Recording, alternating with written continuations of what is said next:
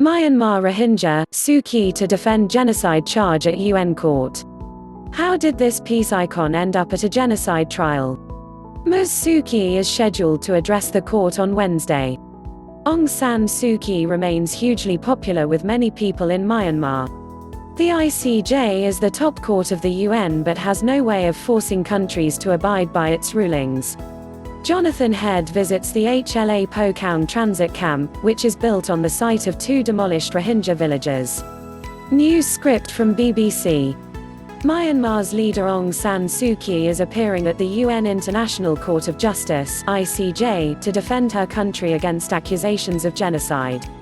The Nobel Peace Prize laureate has heard allegations Myanmar committed atrocities against Muslim Rohingya. Thousands of Rohingya were killed and more than 700,000 fled to neighbouring Bangladesh during an army crackdown in the Buddhist-majority country in 2017. All clips may not represent the story.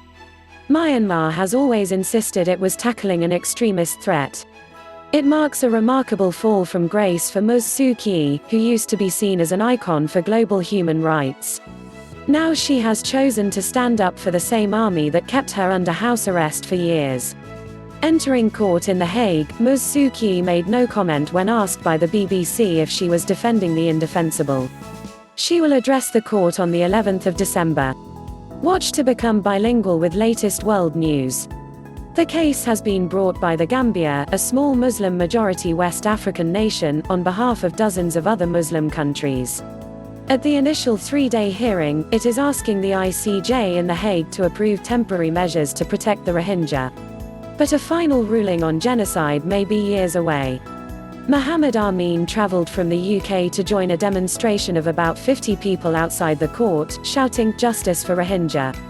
It's emotional, but it's also very exciting that someone is taking the initiative, because we've been the voiceless people, he told the BBC. What are the accusations? At the start of 2017, there were 1 million Rohingya in Myanmar, formerly Burma, most living in Rakhine State.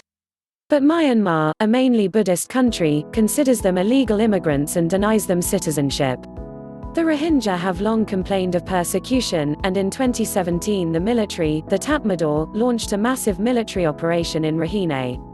According to the Gambia's submission to the ICJ, the military stands accused of widespread and systematic clearance operations against the Rohingya, beginning in October 2016 and expanding in August 2017.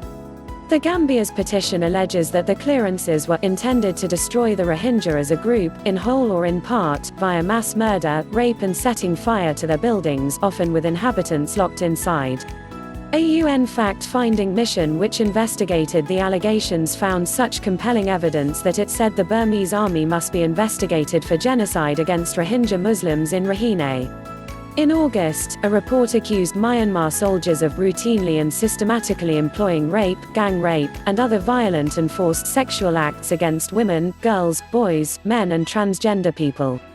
In May, 7 Myanmar soldiers jailed for killing 10 Rohingya men and boys were released early from prison.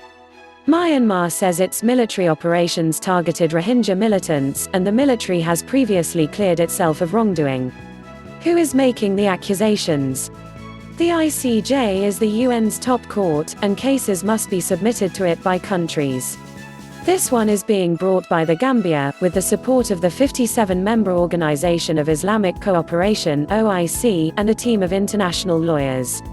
All that the Gambia asks is that you tell Myanmar to stop these senseless killings, to stop these acts of barbarity that continue to shock our collective conscience, to stop this genocide of its own people.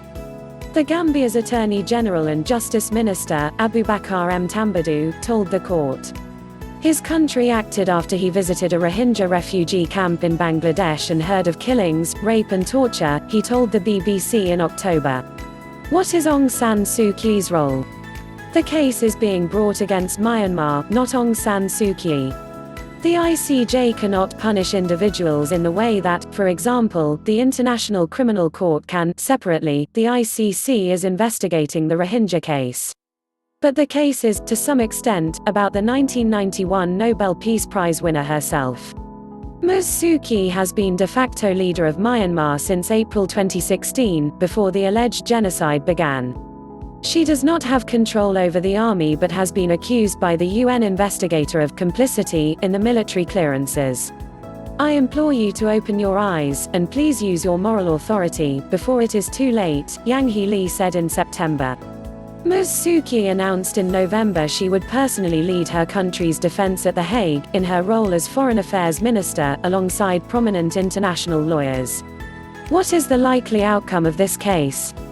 For now, the Gambia is just asking the court to impose provisional measures to protect the Rohingya in Myanmar and elsewhere from further threats or violence. These will be legally binding. To rule that Myanmar has committed genocide, the court will have to determine that the state acted with intent to destroy in whole or in part the Rohingya minority. Even then, the ICJ has no way of enforcing the outcome, and neither Aung San Suu Kyi nor the generals would automatically be arrested and put on trial. But a guilty ruling could lead to sanctions, and would cause significant reputational and economic damage to Myanmar. What is the current situation for the Rohingya? Hundreds of thousands of Rohingya have fled Myanmar since the military operations began. As of the 30th of September, there were 915,000 Rohingya refugees in camps in Bangladesh. Almost 80% arrived between August and December 2017, and in March this year, Bangladesh said it would accept no more. In August, Bangladesh set up a voluntary return scheme, but not a single Rohingya chose to go. Bangladesh plans to relocate 100,000 refugees to Bhasan Char, a small island in the Bay of Bengal, but some 39 aid agencies and human rights groups have opposed the idea. In September, the BBC's Jonathan Head reported that police barracks, government buildings and refugee relocation camps had been built on the sites of former Rohingya villages in Myanmar. Please subscribe to my channel. Thanks for watching.